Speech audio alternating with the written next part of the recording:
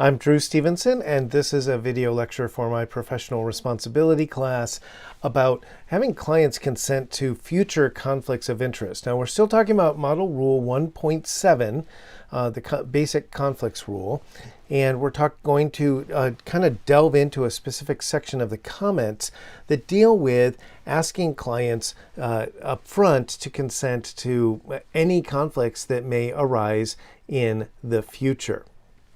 So the quick question is, may a lawyer ask a client to waive conflicts that might arise in the future that are not, I'm not talking about you have a potential conflict now. There is no potential conflict now, but you're worried that circumstances could change that may someday present a conflict. And the answer is it has to conform to paragraph B in this in Model Rule 1.7. In other words, it can't be illegal. It has to be, the lawyer has to be able to reasonably provide competent representation. It can't be the sitcom scenario, a non-consentable conflict, and the clients have to give informed consent confirmed in writing. So the effectiveness of such waivers is going to depend on the extent to which the client reasonably understands the material risks that the waiver entails. Now, I do want to say something. We tend to, as lawyers, especially in the law school context, to use consent and waiver almost interchangeably. This is the point in the comments with conflicts that the ABA switches to talking about waiver. They're pretty consistent when they're talking about present conflicts of interest or present but potential conflicts of interest, talking about consent. And in comment 22, when they're talking about the possibility of future conflicts, that they switch to talking about waiver. Just keep that in mind in case the distinction matters when you take the MPRE. Okay, the more comprehensive the explanation of the types of future representations that might arise and the actual and reasonably foreseeable adverse consequences of those representations, the greater the likelihood that the client will have the requisite understanding. In other words, the greater that this is going to be a valid waiver. So more is better. The more you can anticipate and ask the client to agree, and the more you can show that they understood what we're talking about, the better, the more likely it is to stand up later on. So if a client agrees to consent to a very specific type of conflict of interest with which the client is already familiar, then the consent ordinarily will be effective with regard to that type of conflict. So let's say that you are doing contract work for a whole bunch of banks or a whole bunch of insurance companies, and now, we're going to talk about this later when we get to Rule 5.6, but in theory, you could ask them up front to consent to, if you're only representing them, an insurance company with regard to a specific policyholder, that they will waive future conflicts if you represent policyholders of other insurers in the future where they are a party, the other party. So that's an example of something where there could be future conflicts. It could also be a very specialized area of law where there's very few lawyers doing it. The parties all know each other in the industry. It's a small, close-knit industry. They all know each other, and you're doing, let's say, transactional work for them. And so if they're familiar with this type of conflict that arises, they could consent to it. It's more likely to be valid.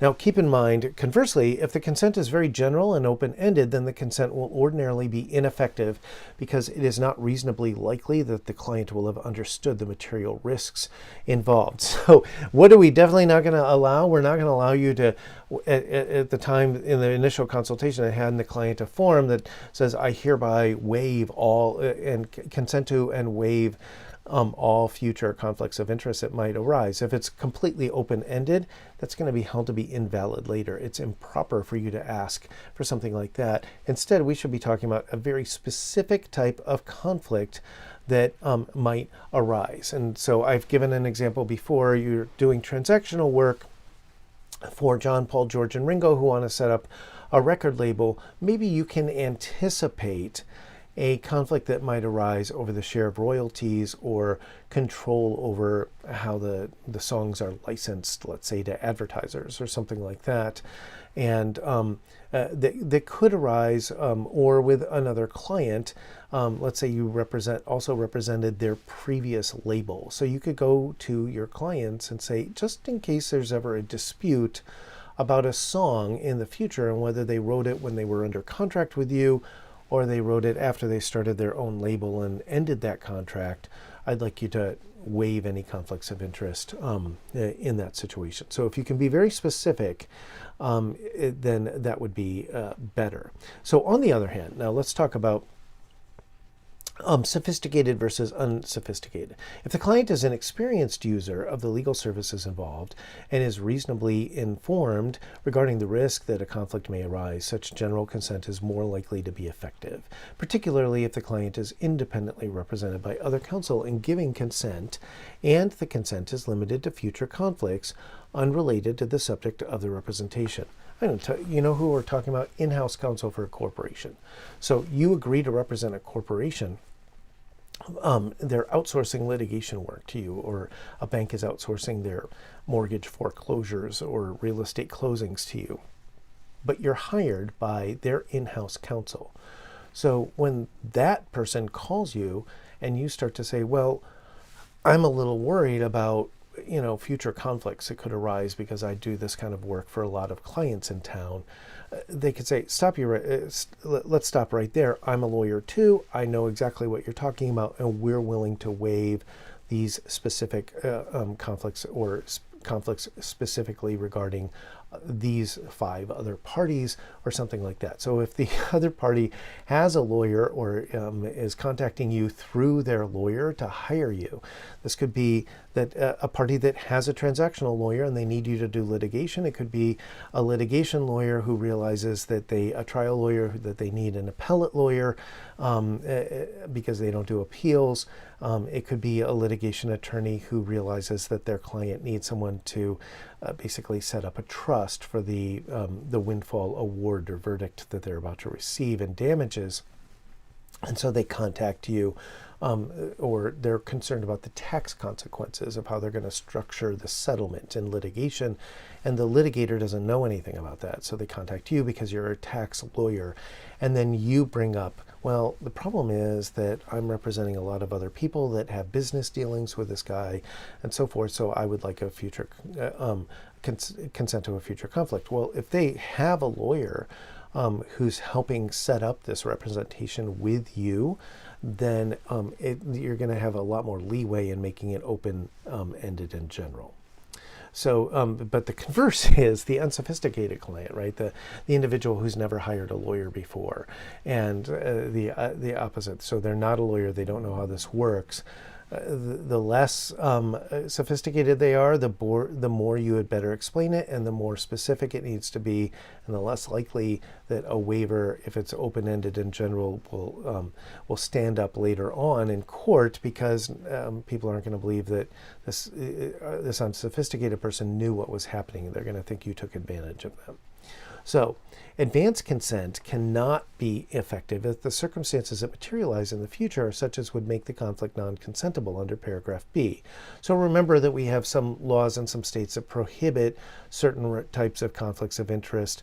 For example, representing co-defendants in a criminal case where they're both facing the death penalty. A lot of states have that rule.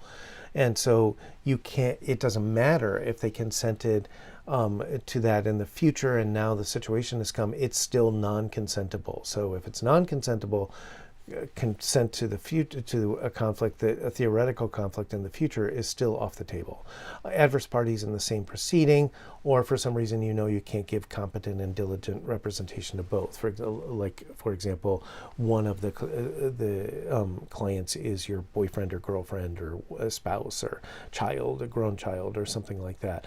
But let's go with the second one there, what I call the sitcom scenario, and in class where you're trying to represent the plaintiff and defendant in the same trial, running back and forth between the defense table and the plaintiff's table. That's ridiculous, right? You might see that on something like Arrested Development or The Simpsons, but it doesn't. You're not allowed to do that in real life, and it doesn't matter that the clients 2 years ago at the outset of the representation waived future conflicts. It doesn't matter if they were both lawyers and they knew what they were doing. It's still a non-consentable conflict, and so the consent is ineffective. So also keep in mind the effectiveness of a client's prospective waiver of a conflict depends on whether the conflict is consentable in the first place and how clearly the waiver identifies the anticipated conflict. And that ends this small lecture about conflicts of interest and specifically asking clients to consent to something that's not a conflict now. It's not even really a potential conflict now, but it's a specific type of thing that could arise in the future if circumstances changed. And that's what these comments cover.